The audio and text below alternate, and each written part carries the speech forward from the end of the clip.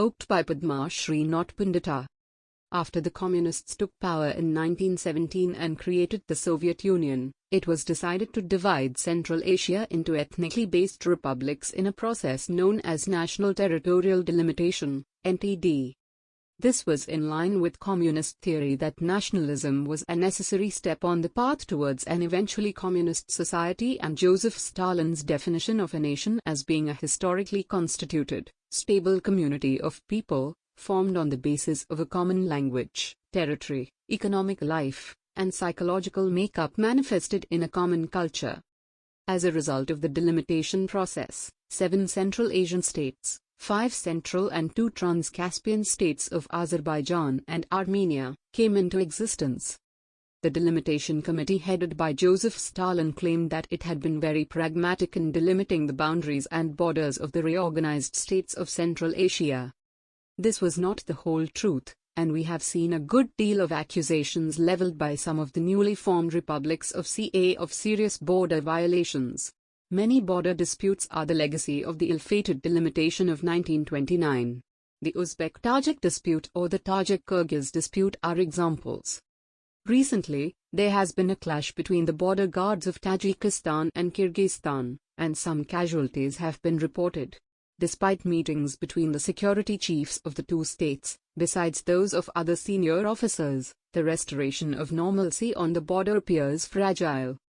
India has good relations with all the Central Asian republics, and there is a regular exchange of visits and meetings on international fora. However, keeping in mind the volatile situation in Afghanistan and the uncertainty that prevails there, India had to take into account the strategic location of Tajikistan, the once underbelly of the former Soviet Union. Why is Tajikistan important for India? The late Central Asian Republic of Tajikistan has become a region of great strategic, economic and cultural interest to our country, and its importance will surely increase with time. Trans-Badakhshan region has had a prominent place in the Vedic geography, albeit under ancient and different nomenclatures. Considering that the Central Asian region is the original habitat of the Aryans, and their migration to the north, northwest, and South Asian lands, their new settlements on both sides of the Badakhshan mountain were monitored by the compiler, of Rig Veda. The Vedic names of the region are different from what we know of these today. Ayanar, Tukhara, and Sogdiana, in general, represent modern Afghanistan, Transoxiana, and the Samarkand Valley, also called Israwasan. The mountainous region lying immediately across the northern slopes of Badakhshan, bordering Afghanistan and beyond the Oxus River, extending to the southern borders of the Central Asian Republic of Uzbekistan, fell in the region called Tukharistan. A somewhat clearer idea of its geography could be gleaned from the Shahnameh of Ferdowsi, who gives the region the name of Tehran and juxtaposes it with Iran. The area lying beyond the river Oxus and speaking a language that is termed as the offshoot of Farsi has been termed by Ferdowsi as the land of the Tajiks. The Transoxiana, Oxus is the Greek name of Amu/Jehu River, lands came to be called Tajikistan, and it received formal recognition during the Soviet period when the Boundary Commission appointed by Lenin and headed by Stalin delineated the boundary of the then Soviet Republic of Tajikistan.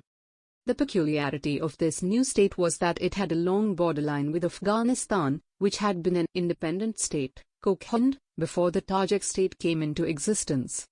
The nearly 1,300 kilometers long mountainous border between Tajikistan and Afghanistan is difficult to cross owing to its ruggedness. Patrolling the border is not easy, particularly when both countries have limited resources at their disposal.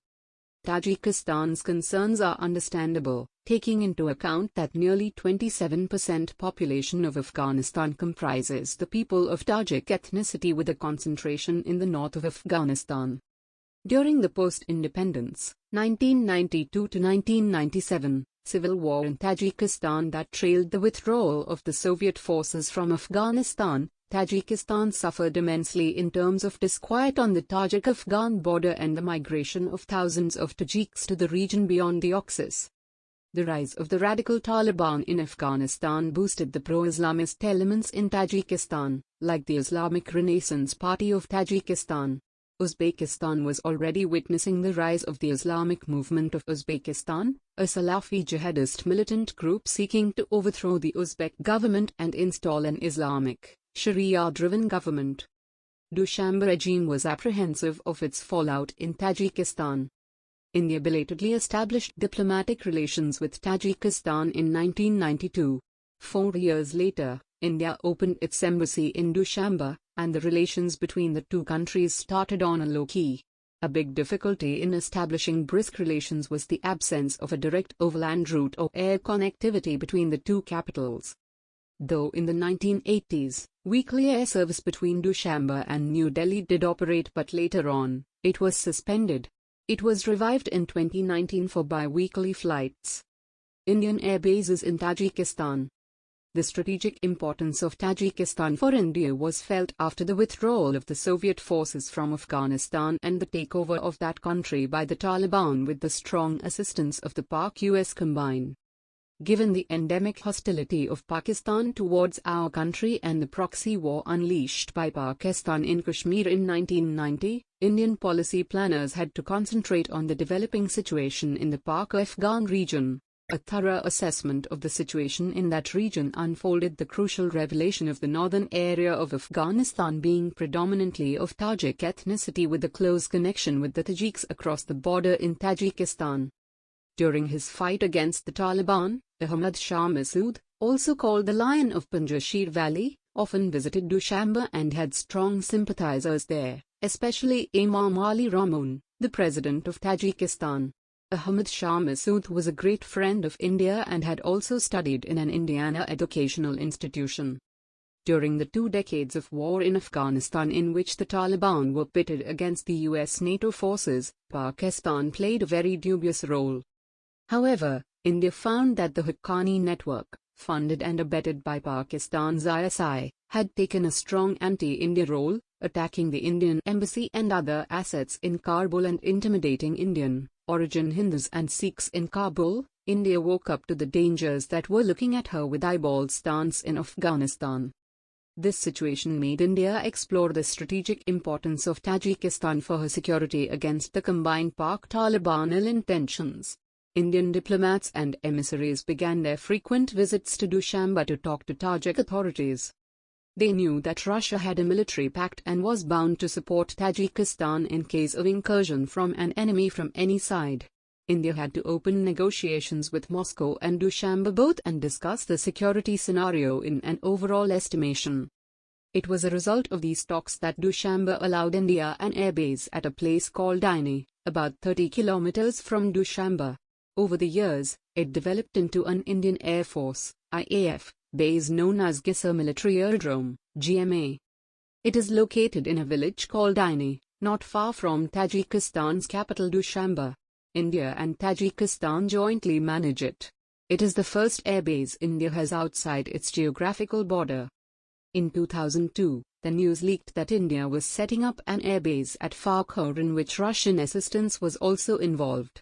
Writing for the Defense XP of Indian Defense Network on June 22, 2021, Shirshodeb says, the Indian government issued a $10 million tender to a private builder in 2003 to restore the airbase by 2005. But the builder defaulted, and the Border Roads Organization jumped into action to complete the work. By 2006 there were reports that the Indian government was considering the deployment of a squadron of MiG-29 at Farkhor Air Base. India also spent $70 million to completely renovate and modernize the Aini Air Base. India constructed a 3,200 meters long modern runway, air traffic control, and modern navigation equipment along with strong air defense systems. Analysts believe IAF also operates from Aini Air Base along with the Russian Air Force. Pakistan concerned.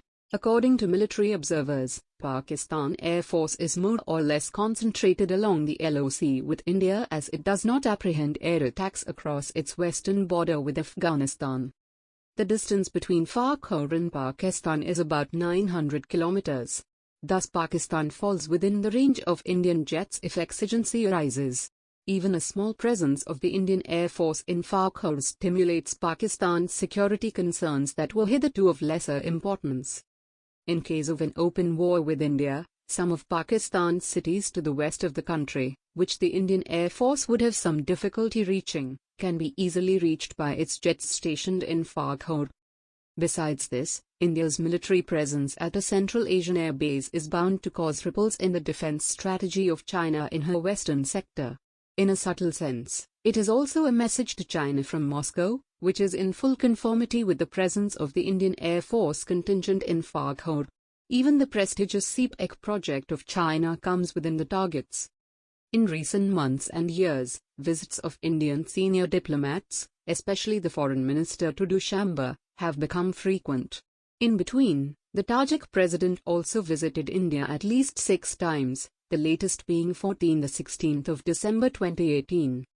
Today, India has far deeper relations with Tajikistan, which encompass not only the security concern but many other areas as well.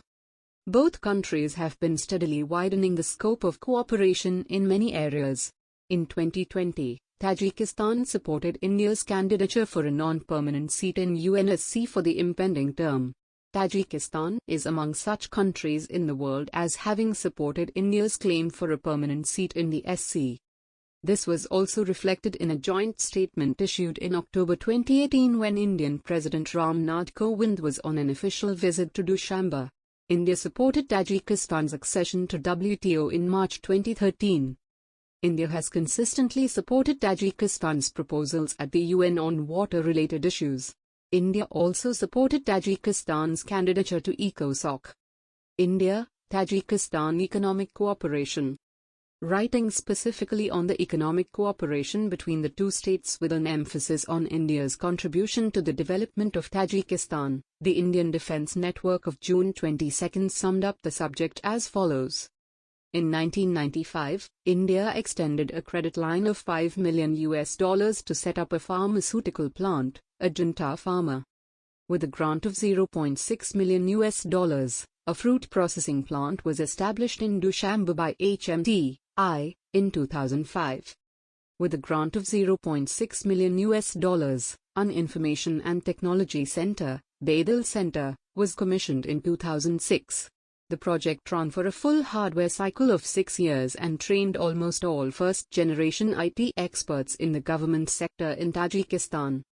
India set up a modern engineering workshop and commissioned it on the 2nd of June 2011. India undertook rehabilitation and modernization of a 1936 vintage Verzov 1 hydropower station through Bharat Heavy Electricals Limited, BHEL, and National Hydroelectric Power Corporation, NHPC. A project for setting up computer labs in 37 schools in Tajikistan was completed. India shall be undertaking the construction of Phase I of an 8-lane highway from Tatut village to Aini roundabout in Dushanbe. India's humanitarian assistance to Tajikistan. India delivered $5 million worth of food assistance in 2001-02. To overcome a crisis caused by an unprecedented harsh winter in January to February 2008, India gave a grant of $2 million, $1 million as cash assistance and $1 million in kinds, such as power cables, generators and pump sets. In 2009, $200,000 cash assistance was given by India to overcome damage caused by floods in April to May 2009. After flash floods in Kuliab province in May 2010, India provided $200,000 humanitarian cash assistance.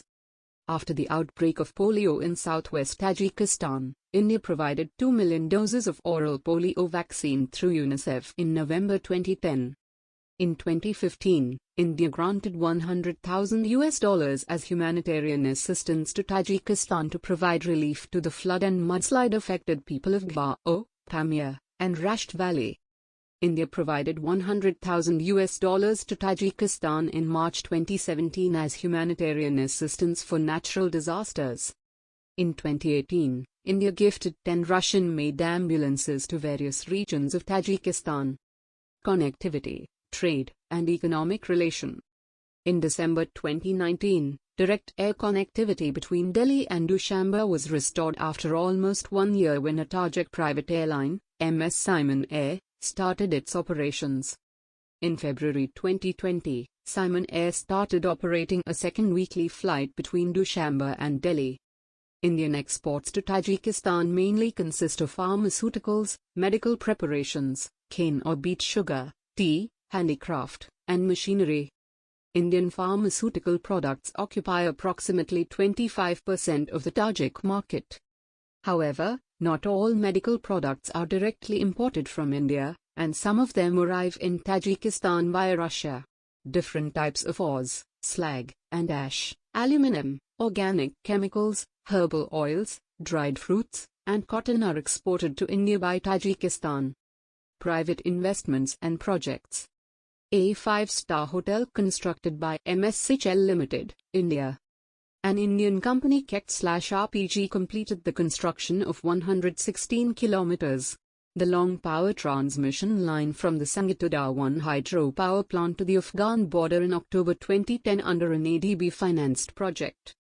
BHEL supplied a 7 megawatts generator to the Tajik company Pamir Energy in 2011 under a commercial contract. Indian company MS Kulpataru bagged a contract worth approximately $22 million for the construction of electric transmission lines under ADB financing and finished the project in early 2017. Besides, there are other small private projects/companies/clinics which provide healthcare and other services in Tajikistan. Tajikistan has potential in hydroelectricity generation, power transport, mining, full chain of cotton processing, tourism, medical tourism to India. In the final analysis, we find that Tajikistan is emerging as a vital strategic partner of India in securing and strengthening its northern border.